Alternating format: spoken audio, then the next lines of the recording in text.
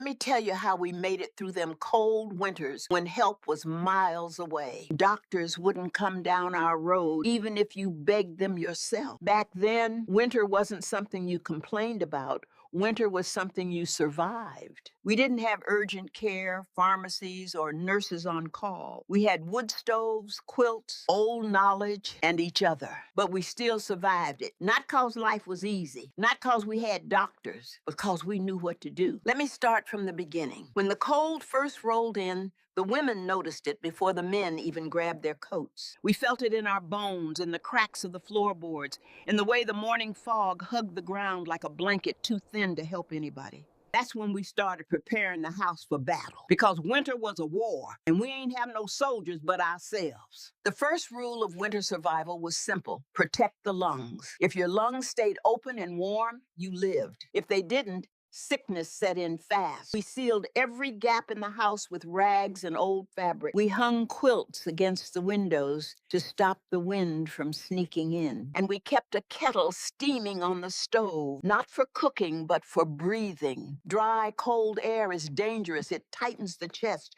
dries out the throat, and makes mucus thick like glue. That steam kept the airways open. It kept the cough from digging its claws too deep. Then we prepared the remedies, not when somebody got sick, but before sickness even showed its face. We sliced onions thin and layered them with brown sugar in jars so the syrup would be ready. Onion syrup is a natural expectorant. It breaks up mucus, calms the throat, and softens a deep cough. Children took it in a spoon. Adults took it in a cup. Nobody liked it, but everybody knew it worked. When a cough rattled the chest too hard, we used mustard plasters. Mustard brings heat and blood flow to the surface. It opens the lungs from the outside in. We mixed mustard powder with flour and warm water, spread it across cloth, and laid it right on the chest. 10 minutes. Not more. Too long will blister the skin.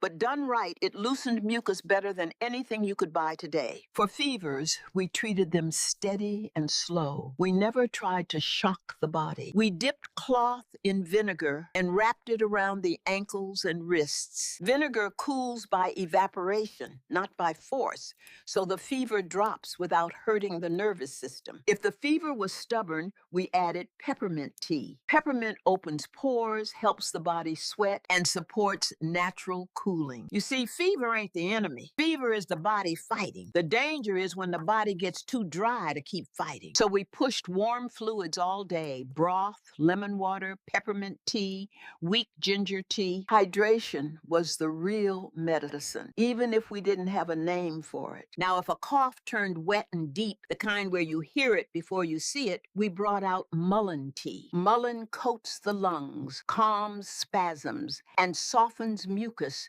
so it can move. 2 cups a day made a difference you could feel in a single night. And when somebody couldn't breathe easy lying down, we heated fire bricks in the stove, wrapped them in flannel, and pressed them against the chest or feet. Heat opens the bronchial tubes. Heat loosens congestion. Heat gives the lungs room to move. We also use garlic, crushed, steeped in warm water, mixed with honey if we had it. Garlic fights infection, thins mucus, and warms the body from the inside out. A teaspoon every few hours kept things from turning dangerous. To keep circulation strong, because circulation slows in the cold, we use ginger and cayenne. Ginger warms the blood. Cayenne increases blood flow to the skin and lungs. Together, they kept the immune system awake, alert, and ready. But survival wasn't just herbs. Survival was also food. When someone got sick, nobody gave them heavy meals. That drains energy from the immune system. We gave broth, slow simmered broth rich with minerals, bones, onions, scraps of carrot or celery if they hadn't gone old. If we had collards or turnips, that pot liquor was medicine on its own. Pot liquor holds every nutrient that leaves the greens: iron, magnesium, potassium, copper, calcium. A warm cup steadied the body and kept strength up.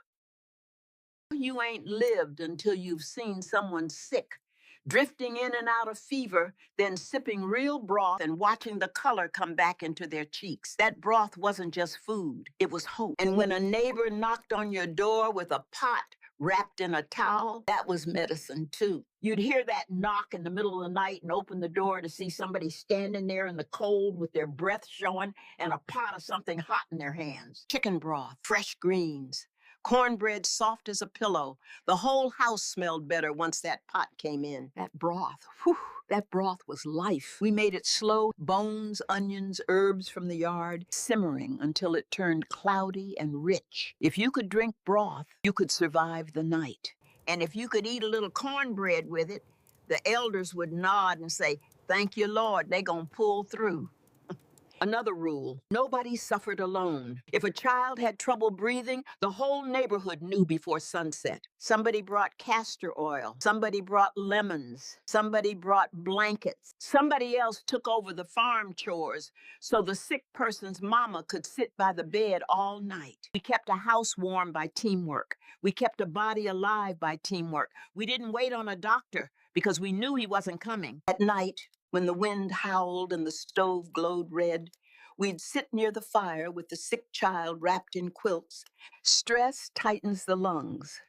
Fear makes breathing harder. Comfort helps the body open. Winter nights made you listen to breathing, to coughing, to the way a child swallowed their tea. If breathing sounded shallow, we sat them up. If coughs sounded deep, we gave mullion. If fever rose, we cooled them slow. If chills hit, we warmed them steady. And when the worst passed, when the coughing softened, when the fever broke, when the child slept without moaning, we didn't celebrate too early. Winter kills by relapse. We watched them closely, kept the room warm, kept the air moist, kept their belly full of broth and warm water. The truth is, child, we weren't guessing. We understood the body in a way folks today don't. We knew cold tightens the lungs. We knew warm moisture opens them. We knew circulation helps healing. We knew hydration stops fevers from turning deadly. We knew digestion must stay moving for the immune system to work. We didn't call it physiology. We called it paying attention. People today forget that the land and the body used to speak to each other. We listened. We had to. Winters shaped our communities. Cold weather forced us inside together,